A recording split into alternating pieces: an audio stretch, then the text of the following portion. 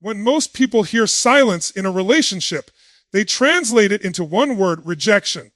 They assume that if someone doesn't speak, doesn't call, doesn't text, or doesn't lean in with affection, then it must mean they don't care. But that assumption is one of the biggest mistakes you can make when dealing with an avoidant personality, because silence in their world does not equal absence. In fact, silence is often the loudest proof of love they know how to give. It sounds paradoxical, but let's break it down. When an avoidant falls in love, they do not experience it as a soft, gentle unfolding. They experience it as a tidal wave. For you, love may feel like warmth, safety, connection. For them, love feels like intensity, pressure, vulnerability, even danger. Their nervous system interprets closeness as a potential threat. So when their feelings deepen, when they realize they're actually attached to you, their system goes into overdrive. They don't retreat because they don't care. They retreat because they care so much their body doesn't know how to process it. Think about that. When they're quiet, when they disappear, when they suddenly need space, it isn't emptiness you're looking at. It's overwhelmed love. It's an intensity they can't yet articulate. Silence is their attempt to regulate. It's the only way they know how to contain the storm. And if you misinterpret that silence as abandonment, you miss the deeper truth. They're not walking away. They're holding on the only way they know how. Now, here's where it gets interesting. Most people chase when faced with avoidant silence. They panic. They think, if I don't pull them back, I'll lose them forever. But what happens when you chase someone who is silent out of love? You push them further into overwhelm. You confirm the very fear they are running from, the fear of being consumed, controlled, or suffocated. The silence deepens, not because they don't love you, but because your reaction has reinforced their instinct to retreat. So what's the antidote? It's the exact opposite of what your instincts scream at you to do. You don't chase. You don't force. You don't demand. You learn to hold the silence without fear. You recognize it for what it is: a sign of love expressed in a language that doesn't sound like yours. And in that moment, you shift the power dynamic, because now, instead of interpreting their silence as rejection, you begin to interpret it as intimacy expressed differently. That changes everything. And let me give you the philosophical depth of this: silence is not nothingness. Silence is not emptiness. Silence is space. And in space, things grow. A seed doesn't sprout if it's suffocated. It grows in soil, dark, quiet, unseen. That's what avoidant silence is. It's the soil where their attachment is trying to grow roots. But if you dig it up every 5 minutes to check if it's sprouting, you kill it. You need patience. You need trust. You need to see the invisible movement beneath the surface. Now, this doesn't mean you tolerate neglect. This doesn't mean you accept toxic avoidance where someone uses silence as punishment. Let's be clear. There's a difference between manipulation and regulation. The kind of silence I'm talking about here isn't the weaponization of distance. It's the struggle of someone who feels deeply but doesn't yet know how to show it. And if you can distinguish between the two, you'll begin to see silence not as a void, but as an overflow. Here's the shocking truth. Most people never hear an avoidant silence can be louder than anyone else's words. Because if they didn't care, there would be no need for silence at all. Indifference doesn't retreat. Indifference doesn't regulate. Indifference simply moves on. The very fact that they withdraw instead of walking away is proof that something powerful is happening inside of them. Silence is not the absence of love. Silence is the evidence of love they don't yet know how to express. And if you can understand that, you stop reacting in fear and start responding with wisdom. You stop seeing yourself as abandoned, and you start seeing yourself as chosen. Chosen by someone who loves you so much it terrifies them. That's not weakness. That's not rejection. That is love, raw and unpolished, asking for space to breathe. So the next time you face avoidant silence, don't let your mind rush to panic. Don't let your insecurities write the story for you. Instead, pause and remind yourself silence here is not absence. Silence here is overwhelmed love trying to find its voice. And if you can hold that truth without fear, you give the relationship something most people never give an avoidant: the space to transform silence into connection. Because sometimes the quietest moments hold the loudest declarations of love. When most people think about love, they imagine closeness. They think love is about holding hands, endless conversations, being together all the time, never wanting to pull away. But if you're dealing with an avoidant, you need to understand something that turns that definition upside down. Withdrawal, for them, is often their version of closeness. And I know that sounds contradictory, but listen carefully, because this shift in perspective could save you from sabotaging the very connection you're trying to build. Here's why. An avoidant's deepest fear is not rejection. Their deepest fear is being consumed. They fear that if they let themselves go all in, they'll lose their identity, their independence, their ability to breathe. That fear didn't just appear out of nowhere. It's rooted in their earliest experiences, in moments where closeness felt overwhelming, where depending on someone didn't feel safe, where vulnerability meant pain, not comfort.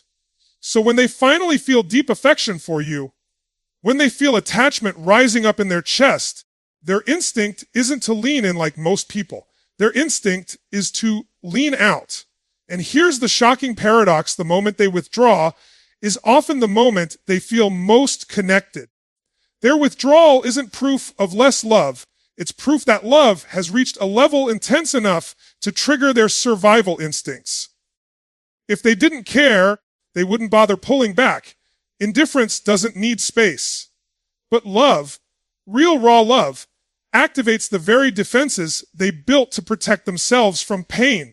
So think about what this means in real time. You're with someone avoidant. Things are going well. The intimacy deepens. You feel it. You think, finally, we're getting closer.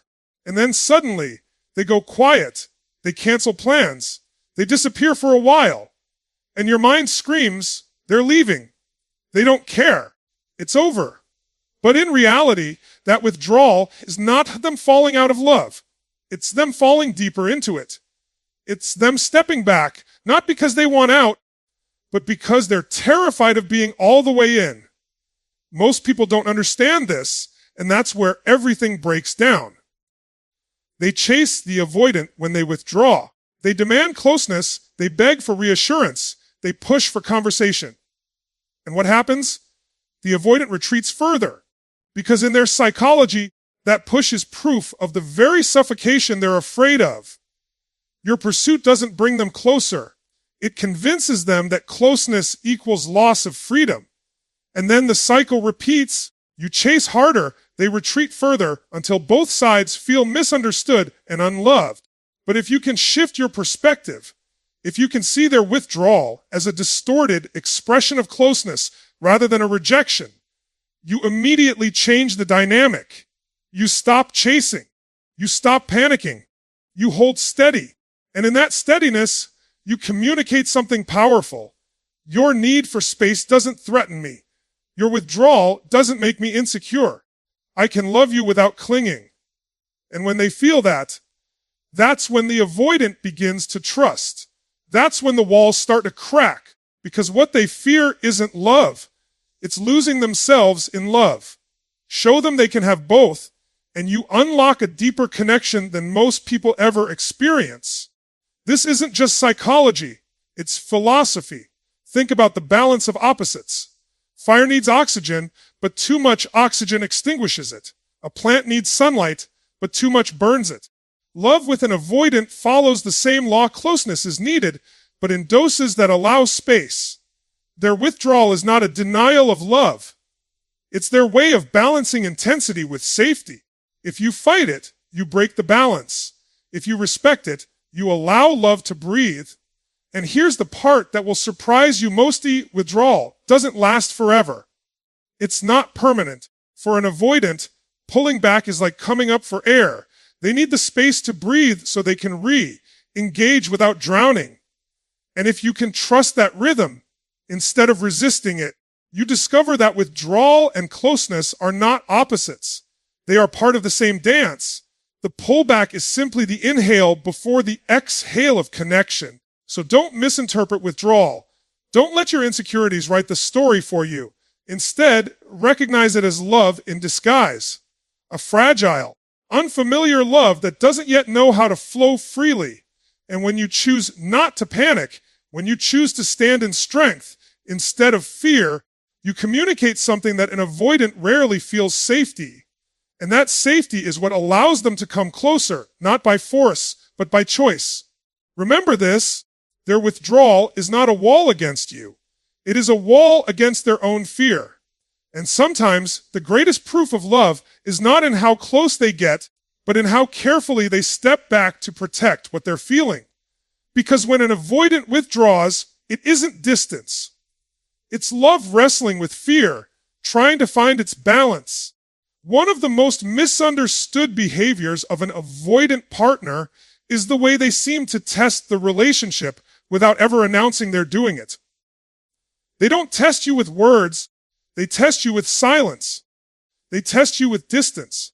They test you with what looks like indifference. But make no mistake, this is not because they want to hurt you or push you away permanently. It's because, for them, safety has to be proven before vulnerability can be offered. And their way of proving it isn't straightforward. It's subtle, often frustrating, but it's deeply revealing once you understand what's happening beneath the surface. See, most people think of love as a declaration. I love you. I'm here for you. You mean everything to me. But an avoidant doesn't trust words, not even their own. For them, words feel too risky, too exposed. Instead, they watch. They observe. They measure. They retreat to see if you'll come unglued, if you'll rage, if you'll panic, if you'll chase. Because here's the psychology at play. If you can't handle their silence, they believe you can't handle their soul. If you can't stay grounded when they step back, then how could you possibly handle the rawness of them stepping forward? That's why so many people fail this unspoken test. They take distance as rejection. They react with fear. They lash out, cling harder, demand answers. And in that moment, the avoidant silently concludes, I can't be safe here. If this small step back creates chaos, then opening my heart fully will destroy me. They're not testing your patience as much as they're testing the environment, testing whether their love can survive outside of their protective walls. Now here's the paradox. If you can remain calm when they retreat, if you can hold steady without chasing, without collapsing into insecurity, you communicate something powerful: safety. You tell them, not with words, but with presence, I am not threatened by your distance. I don't need to control you to feel secure. I'm here whether you're close or whether you need space. That, to an avoidant, is revolutionary, because safety is not proven to them by closeness. Safety is proven by how you handle their absence. This is where philosophy meets psychology. Every human being carries a tension between freedom and connection. Too much connection without freedom feels like suffocation. Too much freedom without connection feels like isolation. Avoidants lean heavily toward freedom because their nervous system equates connection with danger. So when they test, they are essentially asking, can I have both? Can I stay free and still be loved? Can I step back and not be abandoned? Can I show you my fear and still be chosen?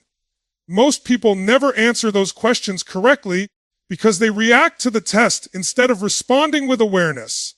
They try to force closeness. They try to drag the avoidant back into the light.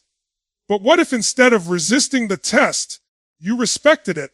What if instead of panicking, you realized this retreat isn't the end? It's the beginning of trust. Think about it.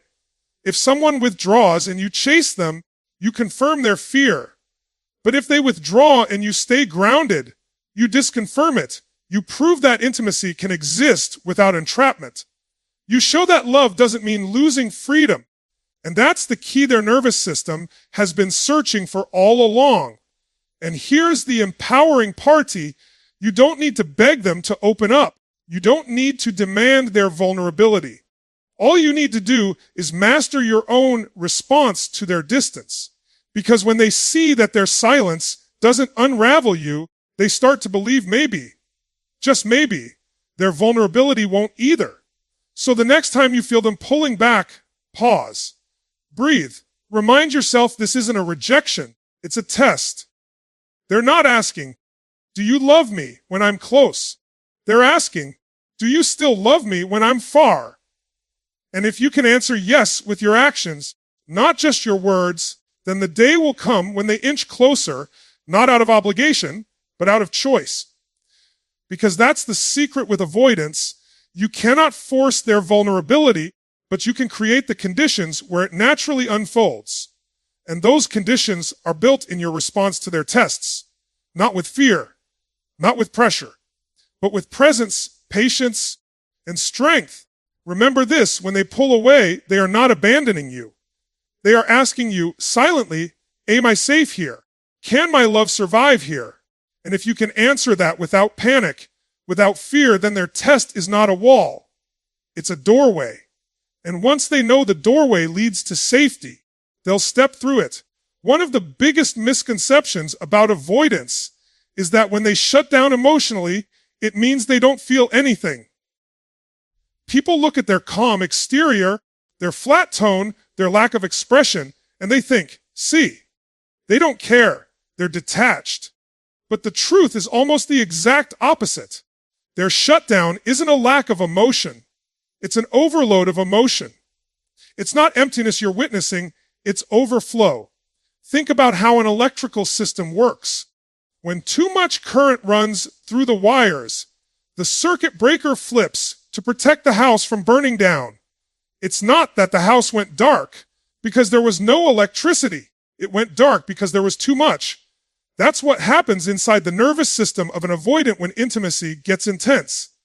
Their system flips the breaker. They go quiet. They shut down.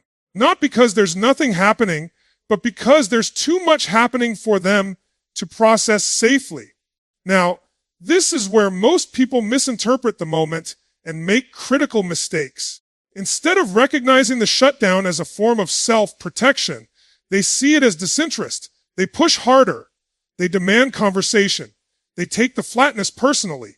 And in doing so, they make the avoidant retreat even further, reinforcing the very fear that caused the shutdown in the first place.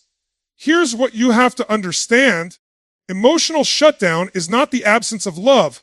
It's the evidence of how deeply love is being felt. It's the nervous system's way of saying, this is too much, too fast, too overwhelming. And once you recognize that, you can stop misinterpreting their behavior and start responding with wisdom. Philosophically, this moment represents one of the greatest challenges in any relationship, the tension between expression and restraint. Some people, when they feel, they overflow outward. They cry, they talk, they pour their emotions everywhere. That's their release valve. But avoidants don't release outward. They implode inward. They contain, they suppress, they regulate by holding it all inside. And if you're not careful, you'll misinterpret their implosion as apathy instead of intensity. So what do you do in that moment? You don't chase. You don't try to pry them open with force. You don't demand immediate access to what they're feeling. Instead, you respect the shutdown as a necessary pause. You hold steady. You give them room to reset.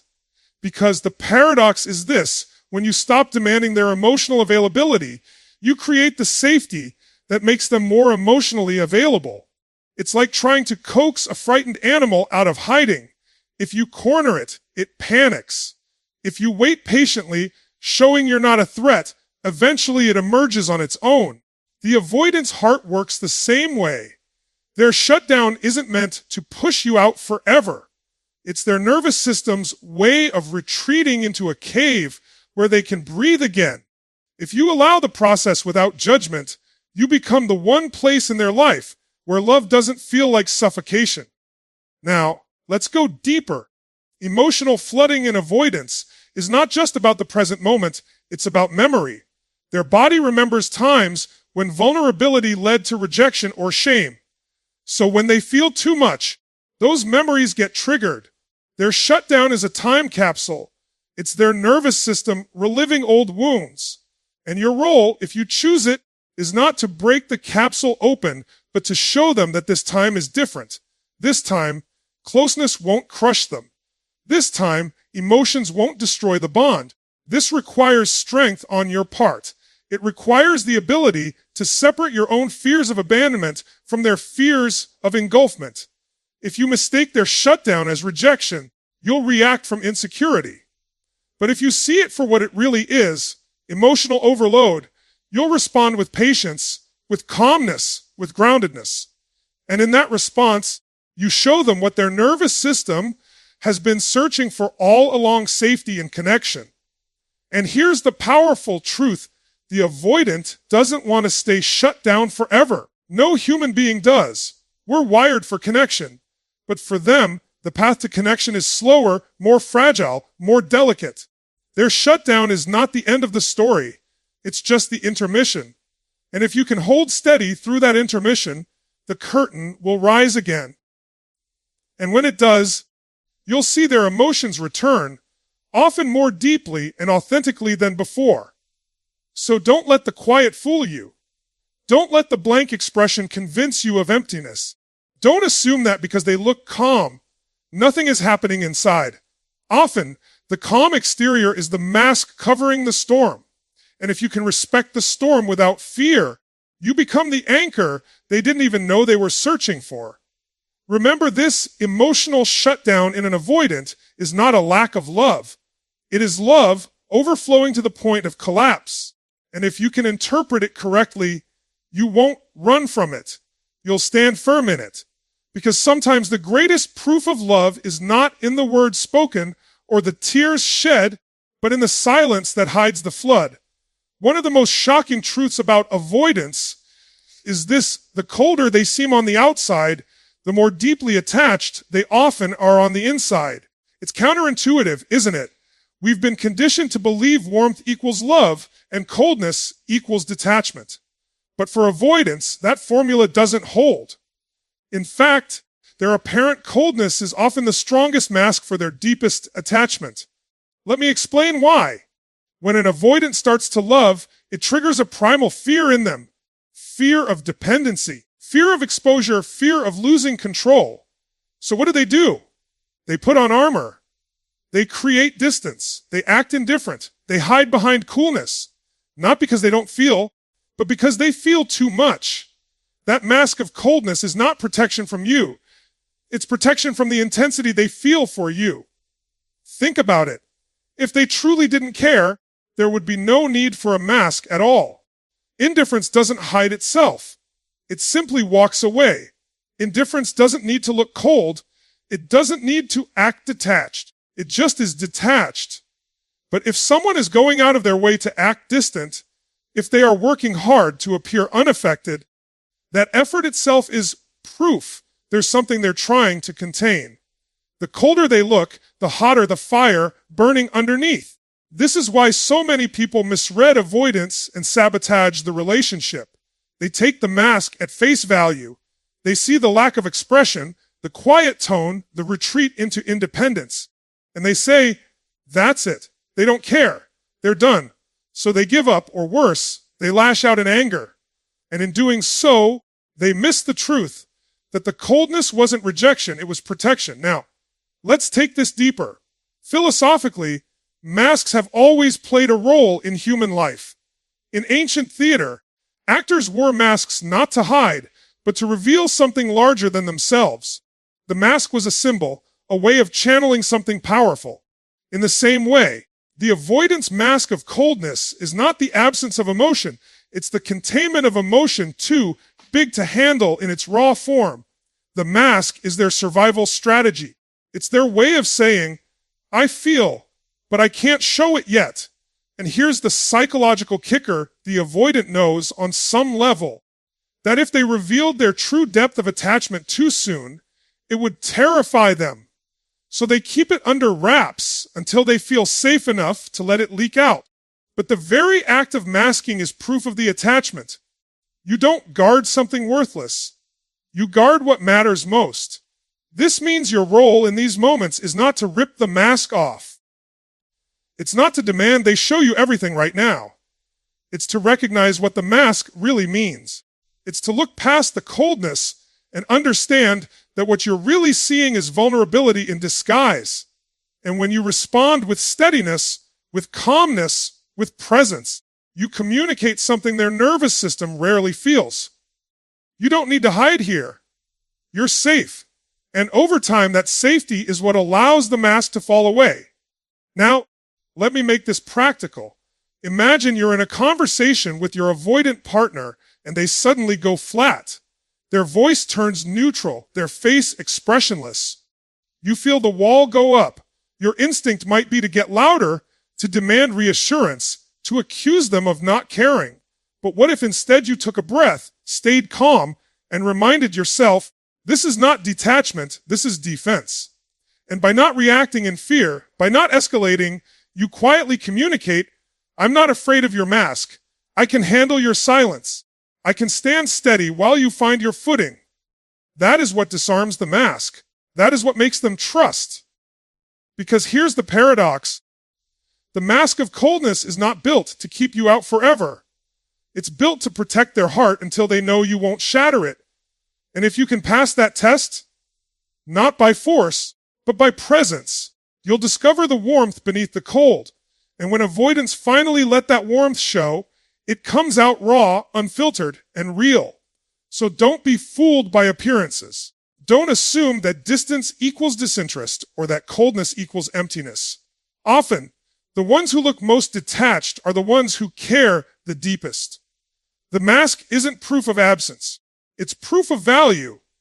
Remember this, when an avoidant looks cold, it isn't because they don't feel. It's because they feel so much they don't yet know how to show it. And if you can see through the mask, you'll realize you were never dealing with distance at all. You were dealing with love, hidden in disguise. Here's the paradox that throws almost everyone off. When an avoidant starts to truly love you, the first symptom you'll notice is not closeness, but distance. That feels backward. It feels wrong. Our culture has taught us that love should always look like pursuit, like affection, like endless expressions of desire. But for the avoidant, love doesn't start with pursuit. It starts with retreat. Their very first act of attachment is often to pull away. Why? Because love for them is not safe territory. It's foreign. It's loaded with danger signals. Their nervous system interprets deepening affection not as comfort, but as threat. The closer they get to you emotionally, the louder their alarms go off internally. It's not that they don't feel. It's that they feel so much, so fast, that their body tells them they need to step back. The retreat is not rejection. It's regulation. It's their way of keeping the fire from burning them alive. Most people misinterpret this and panic. They think, if they loved me, they'd stay close. If they cared, they wouldn't pull away. And so, when they see distance, they assume love is dying. But the truth is, for the avoidant, distance is how love begins. It's the awkward, clumsy opening step of their dance toward intimacy. It looks like a wall, but it's actually a doorway. Think about this philosophically in life. The things that carry the most value often come wrapped in paradox. Strength doesn't look like aggression. True strength is restraint. Freedom isn't the absence of structure. Freedom is found within boundaries. Love with an avoidant follows this same paradox. It doesn't begin with closeness. It begins with space. That space is not a void. It's an incubation chamber. It's where their love takes shape before it can safely emerge. Now, here's where your response becomes everything. If you chase them when they step back, if you panic and demand closeness, you interrupt the process. You confirm their deepest fear, that love means losing freedom, losing air, losing self. But if you can resist the panic, if you can hold steady, you allow the process to unfold naturally. Their retreat becomes a cycle, not a collapse. They step back, they reset, and then they step forward again, slowly, cautiously, but with increasing trust. This is where wisdom separates itself from impulse. Your impulse may scream, close the gap, pull them in. But wisdom says, hold your ground, let them breathe, trust the rhythm. And when you act from wisdom instead of fear, you create a space where their love doesn't suffocate them. It strengthens them. Let me take this one step deeper. For the avoidant, love doesn't start with joy. It starts with fear. And fear, when handled well, transforms into trust. That transformation doesn't happen overnight. It happens in cycles. Retreat, return, distance, closeness, fear, then faith. If you can see the distance not as an ending, but as a necessary beginning, you'll stop fighting the process and start flowing with it. Now, this doesn't mean you accept being mistreated or ignored indefinitely. There's a difference between healthy space and toxic neglect. What I'm talking about here is the genuine pullback that comes from emotional intensity, not from lack of care. And the way you tell the difference is simply, do they come back? Because if they do, that distance was never abandonment, it was a reset. And when they do return, something subtle but profound happens. Each time they step back and come forward again, their nervous system learns a new lesson.